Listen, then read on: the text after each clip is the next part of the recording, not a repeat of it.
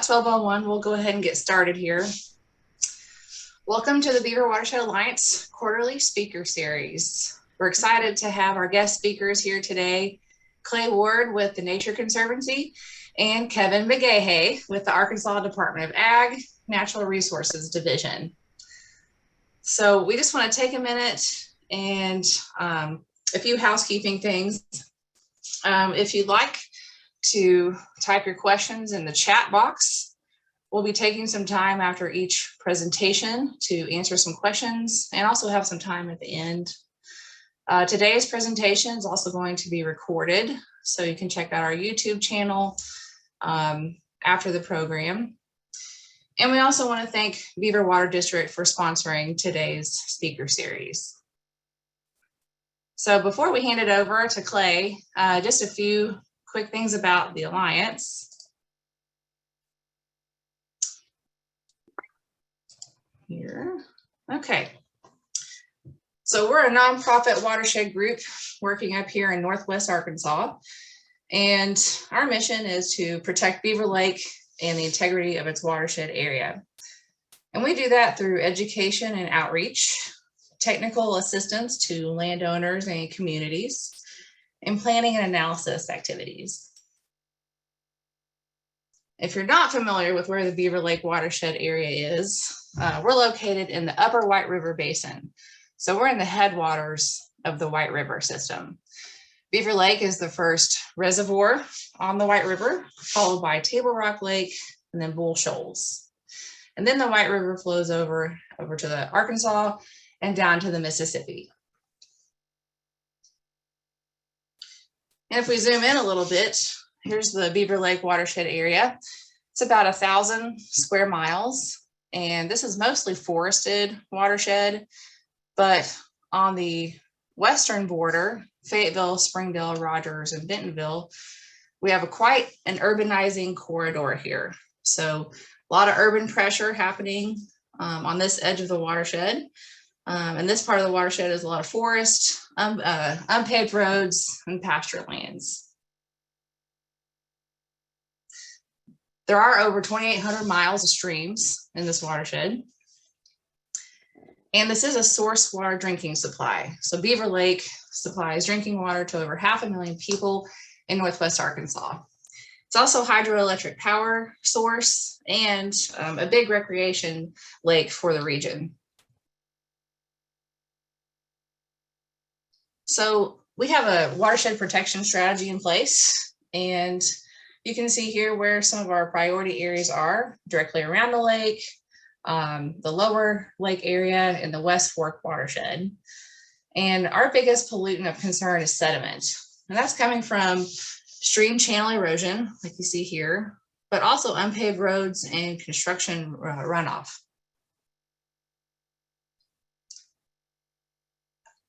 And we also work with groups like the Watershed Conservation Resource Center to analyze things like unpaved roads. So here's a map of the War Eagle watershed showing all the opportunities for unpaved road work just in that one area. So there's lower priority is the green lines, orange lines are a higher priority area. And then all those pink blobs you see are basically, those have a high slope area, and they also are within 25 feet of a stream. And here on the right, this is an example. So you have an unpaved road coming down next to a farm, and they actually put in a little pond to capture this sediment, and they reported capturing 11 tons in 1 year. So in addition to unpaved roads, the Alliance works a lot to seek tools for the toolbox for how to manage water resources here through low impact development or things on the farm, forestry, and in-stream work. So we had a rare occasion with our staff being all together earlier this week, and just to introduce you to them virtually, this is the staff for the Alliance. We want to thank them for all that they do to advance our mission. We also want to thank our board of directors for their guidance. and our partners. So we have a lot of great partners that we work with that support us both financially and in kind, and we couldn't do this work without them. So thank you for a moment to talk about the Alliance.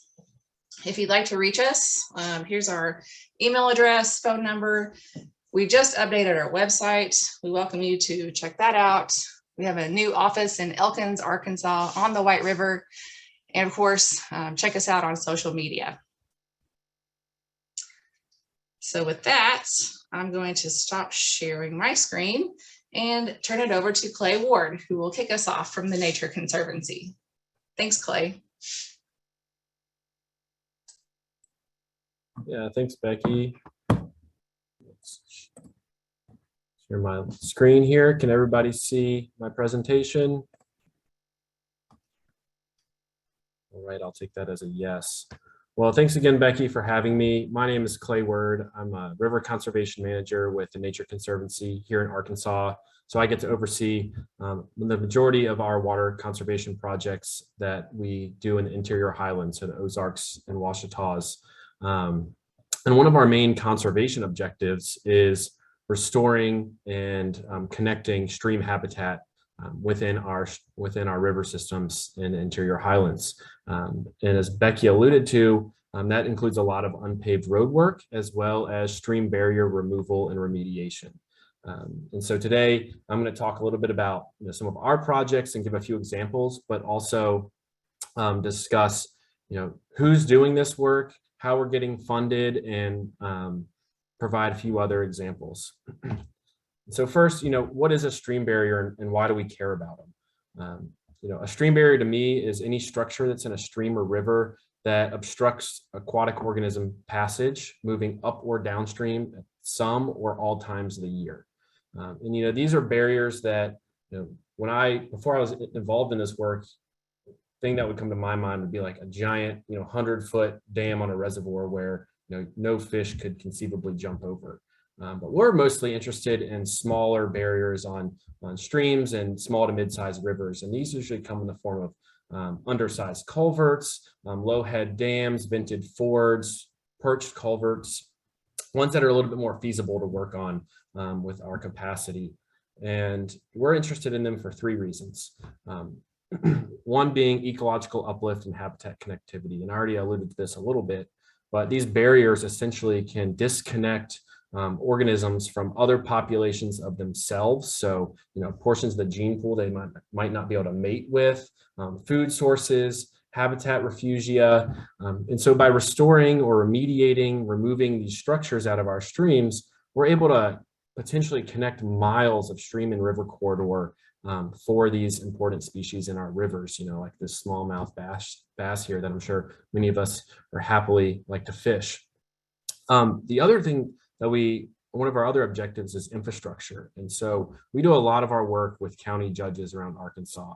And when I'll approach a judge and ask him, what are your biggest road problems or road stream intersections that give you a headache, they'll often point to barriers that are high priorities for us already. These are places that, frequently overtop, take gravel and sediment downstream that the county consistently has to replace and spend time on. When it overtops, it can also scour out the margins of the road, again, forcing the county road departments to have to spend time repairing these places. And then also there's safety and recreation. And so when these structures do overtop, it's not uncommon for citizens who live around them to not be able to access, either leave their home or get back to their home. Driving across a flooded crossing is extremely dangerous. And then, as Arkansans, we all know we like to recreate on our rivers, in our canoes and kayaks. And if anyone's familiar with the hydraulics of a dam or a low head dam, when that water comes over the dam, there's this kind of backwater churning effect that can suck a boat or a person backwards and be really dangerous to their personal safety. And so these are like three main objectives that we look for when we are trying to remediate a stream barrier. However, hey Clay, sorry to interrupt. You might want to reshare your PowerPoint. We're on an Arkansas Stream Heritage Partnership slide. Okay. Sorry about that. Oh no, I'm sorry.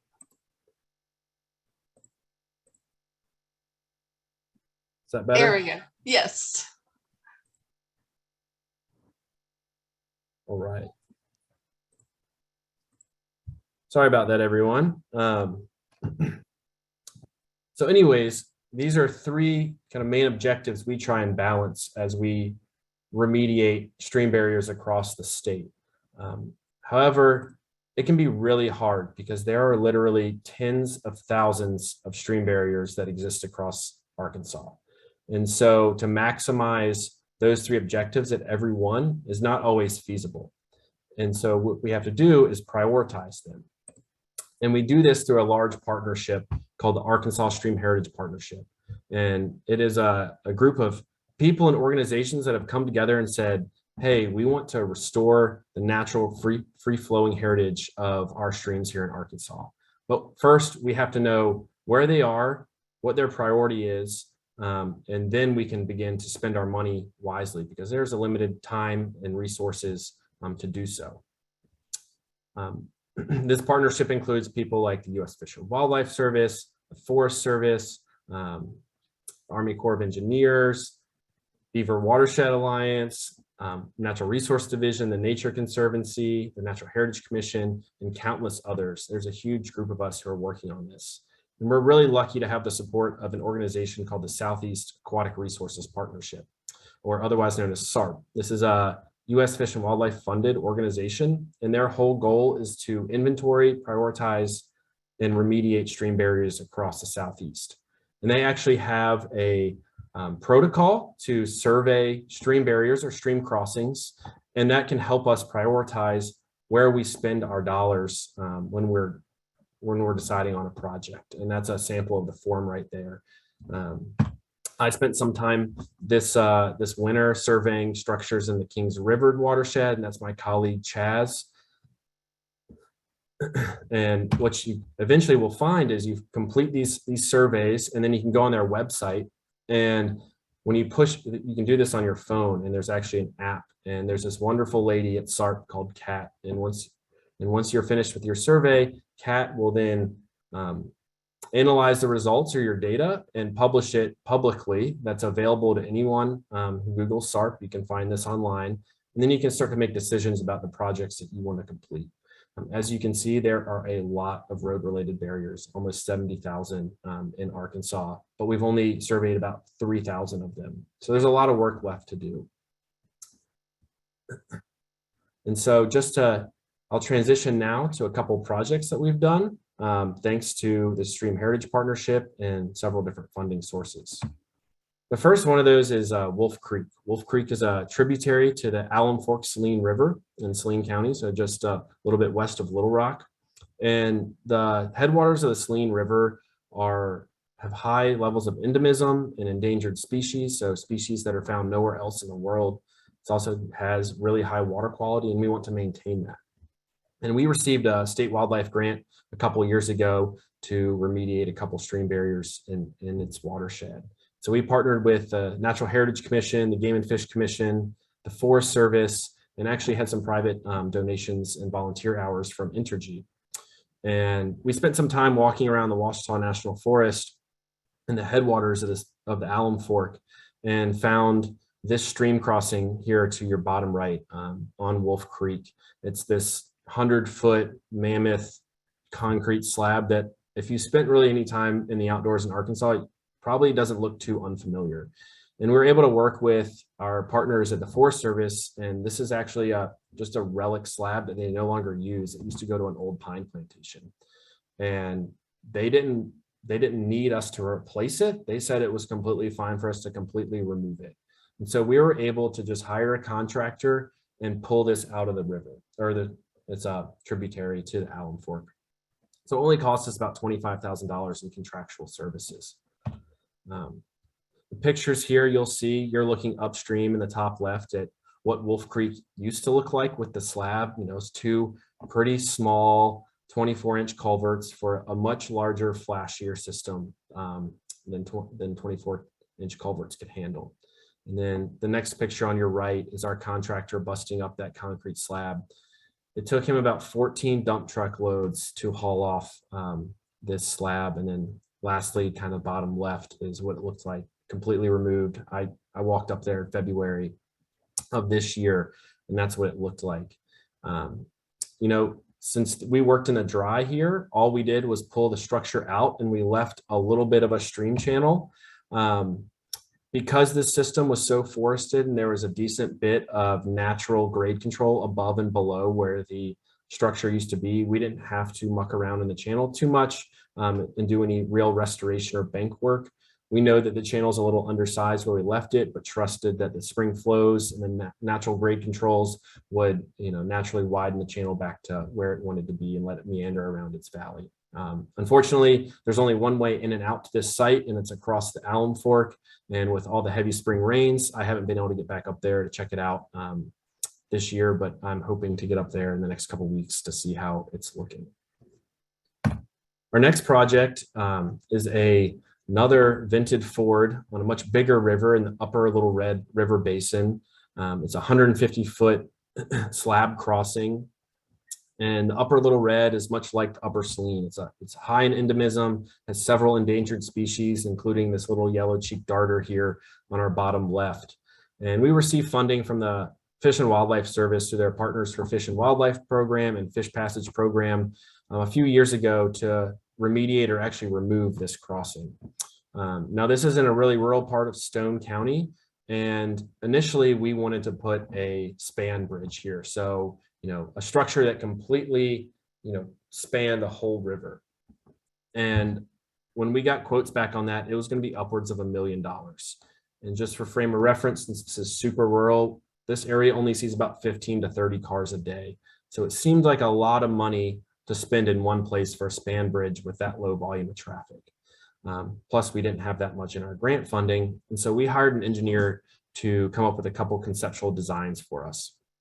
And what we settled on was implementing a series of box culverts here to replace the undersized pipe culverts that currently exist at this crossing. And we've been fortunate to have partners in the U.S. Fish and Wildlife Service, the Game and Fish Commission, Stone County, who is going to be constructing all of our work here for us.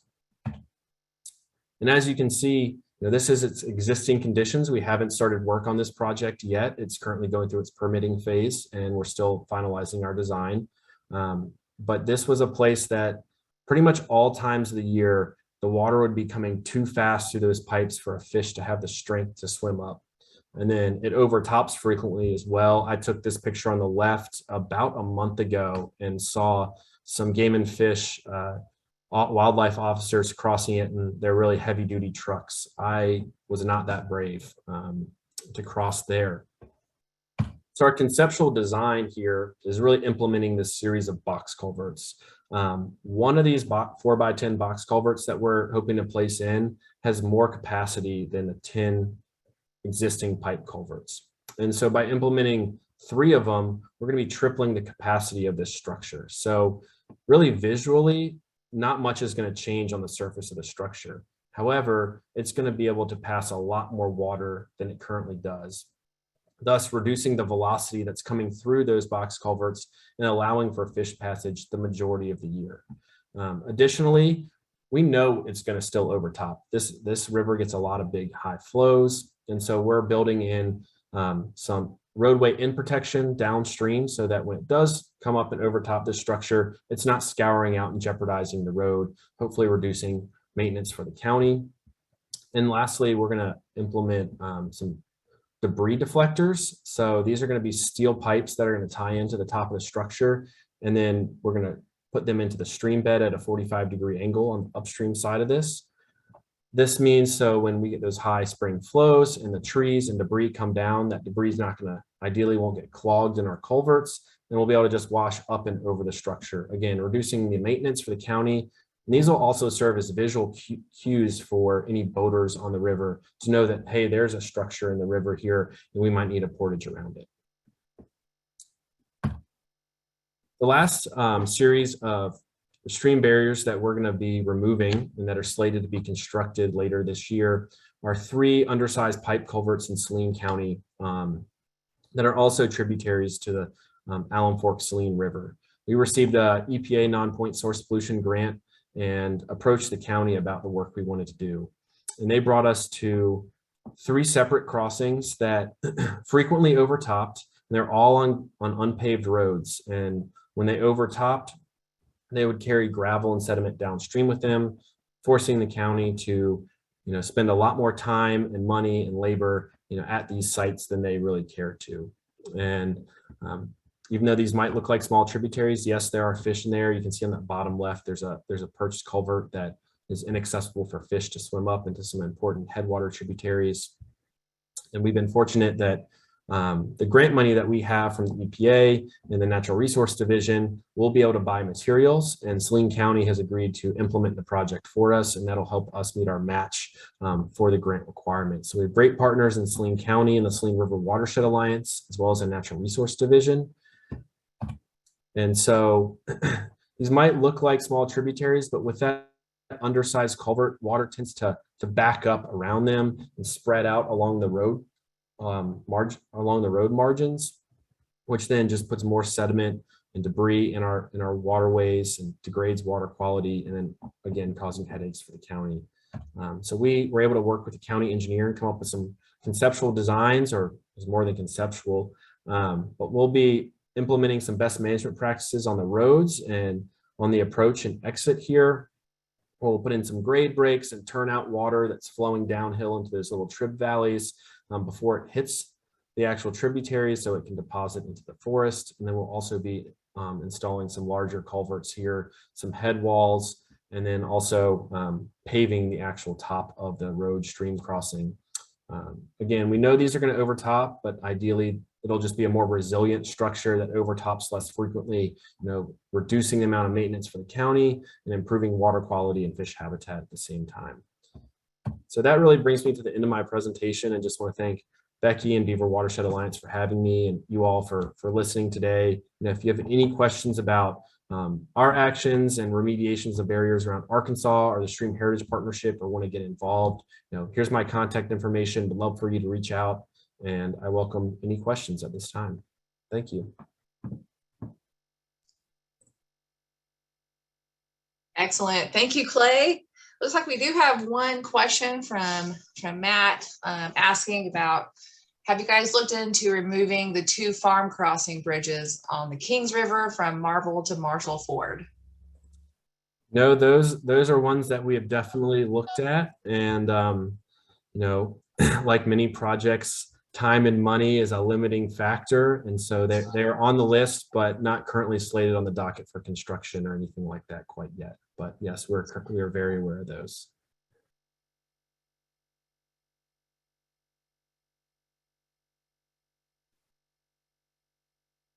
Hey, Clay, Jerry Jans with the Beaver Watershed Alliance.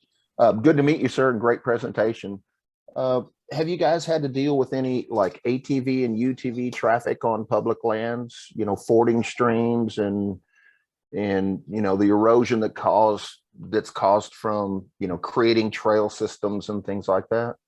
Yeah, great question, Jerry, and nice to meet you. I appreciate the feedback.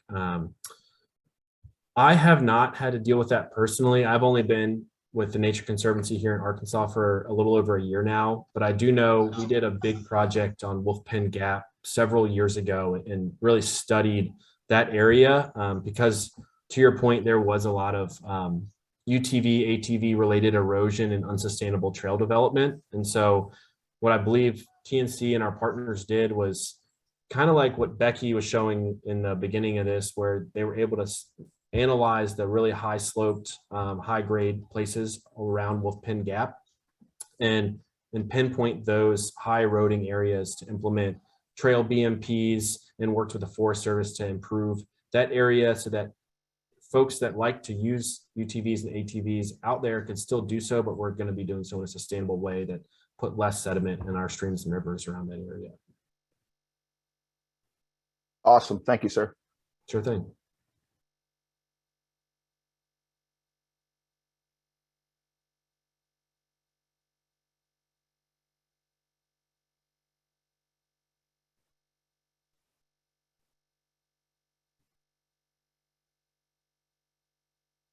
Okay, well, if anybody does have questions you think of, you can put them in the chat, or we can have some time at the end as well. So thank you, Clay. We really appreciate this presentation.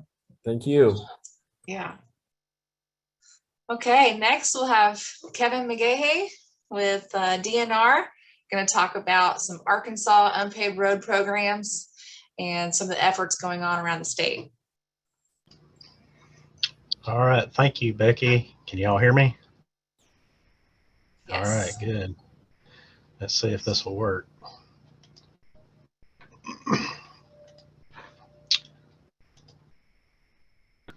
All right, Becky, can you see that? Not yet. Oh boy.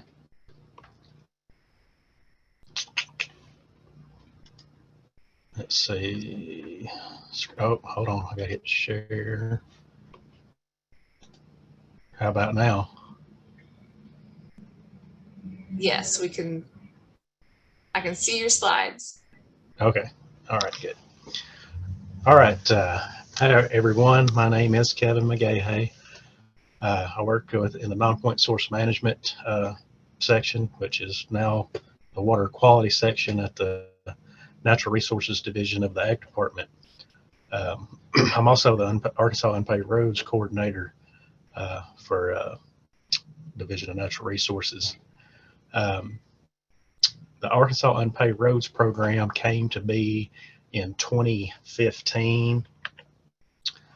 It was created by Act 898, like I said, in 2015, and it was housed in the Division of Rural Services. It came to us in I believe 2019, when government, ASA, Governor Hutchinson had government transformation. A lot of things got moved around, and it landed with us. So I've had it, or we've had it since 2019, and I've directly been dealing with it since 2020. And the reason, why do we have an unpaved roads program? As like Clay said, some of the pictures that he showed you, it's a problem for water quality in our state, and we've recognized that for many years. But we haven't always known how to deal with those problems and how to attack those problems. But like I said, the program was created to help counties implement best management practices that they normally wouldn't be able to afford to do, or have maybe the equipment or know-how to do. So I'm just going to kind of go through what the program is, how it works, and how it functions. The people who are eligible for the funding, or who's eligible for funding the roads, the work's got to be, of course, on an unpaved road. We can't deal with any, bound surfaces or paved surfaces. Counties are going to be the primary applicants for this program, but municipalities could be applicants if they have some unpaved roads, or other state agencies such as Game and Fish. I know they have a lot of unpaved roads on WMAs, that sort of thing. But the entity that owns and maintains the road is the one who is applying. The project has to be twofold. It has to provide some sort of environmental benefit or improving water quality, and we also want it to be beneficial to the applicant, economically. We want it to help them economically, and we want it to be help environmentally. So things that are ineligible, like I said, roadways got to be unpaved, can't be anything that's considered paved. If we go out and look and we don't consider that site to be negatively impacting water quality, that wouldn't be eligible. And it's got to be a public road, and we define a public road as being something that is open to public traffic for 8 consecutive weeks during the year. And any private roads aren't eligible for this program.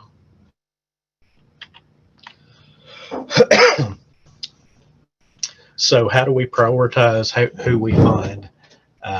We use a scoring system, and things I've got listed here are the things that we use to score and prioritize those applicants. So, you know, if you've got an endangered aquatic species or a threatened species, if that water body is used for a drinking source, if it's an interstate waterway, you can read those things there. Those are the things we use to score those applications and prioritize them.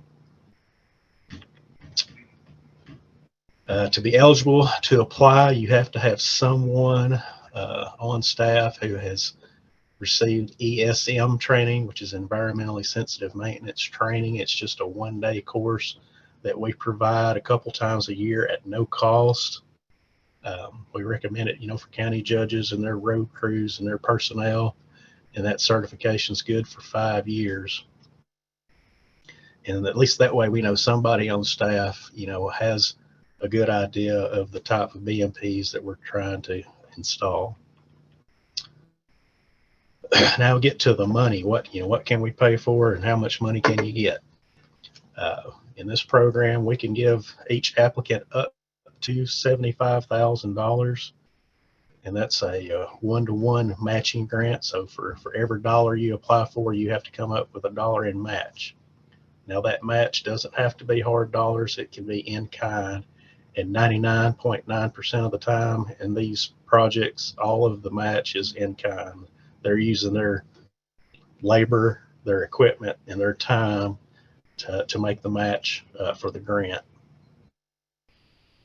On most projects, you know, we're buying the materials, we're buying the pipe, the stone or the aggregate, what have you. And like I said, the county is putting in the labor and the equipment. We typically ask that you call us if you're planning on applying, and have one of our staff come out and look at the site, so we can look at any possible problems on the front end, make sure that we think it's going to be eligible for the program, and just save a lot of headache right on the front end. The grant application is really straightforward. It's short. Basically just, you know, when, where, and why. You do have to have a drawing of, you know, what you're going to do. I have really fancy digitally drawn projects. I've also had hand drawn projects, and like I say, we don't care as long as I can tell, as long as I can make out what you're doing and where you're doing it, it'll work. Once you get through with your project, we have to come out, we have to do a final inspection. Just make sure that all aspects of the project work plan were completed and are in compliance. Some of the things that we've done, I've got a few pictures here I'll run through. This is in Van Buren County on Peyton Mountain Road. As you can see, that roadway is severely incised. The roadway is basically the ditch, as you could say, so all the water's running down the road. So there we wanted to raise that road bed. This is an after picture. And I think they raised that road bed like 3.5 or 4 feet. So they got it up out of the water. In this particular spot too, right here, it's a crossing. The county told me that when this would flood, there would be some residents that lived on this road who would be cut off from getting out. So there was a safety issue there as well. So you can see they raised that road bed pretty high.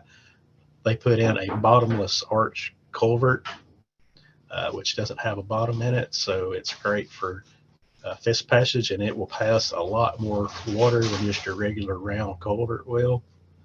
We really promote those. We really like those. Calhoun County, this is another place kind of like what Clay was talking about, where the culverts were undersized. Creek would overtop the road and wash all the aggregate away, and the county would have to continue to come back to this spot time and time again. So again, we raised the road bed. This is after implementation. We put in these triple box culvert there, which will pass a lot more water. And it has been functioning really well for Mr. Judge Nutt down there in Calhoun County. This is another one in Calhoun County where water's, like I said, over top of the road. You can see it washing there on the left. And the picture on the right is the complete after we've raised that road bed. And I think we replaced some culverts there too. Here's one in Lincoln County we did. Same top problem. Roads low, culverts are either too small or probably not functioning at all. And continually flooding, continually overtopping the road, and replace those culverts with more culverts and bigger culverts and raise that road bed. So funding for the program, we get $300,000 annually, and that money is money that's comes from the Department of Environment and Energy's Tire Recycling Fund. So we get that from year to year from the state. We also, right now, we have upwards of close to $1 million of non-point source 319 funds dedicated to supplement the Unpaved Roads program. So right now, and there's also talk, you hear a lot about these infrastructure bills coming down from the federal government.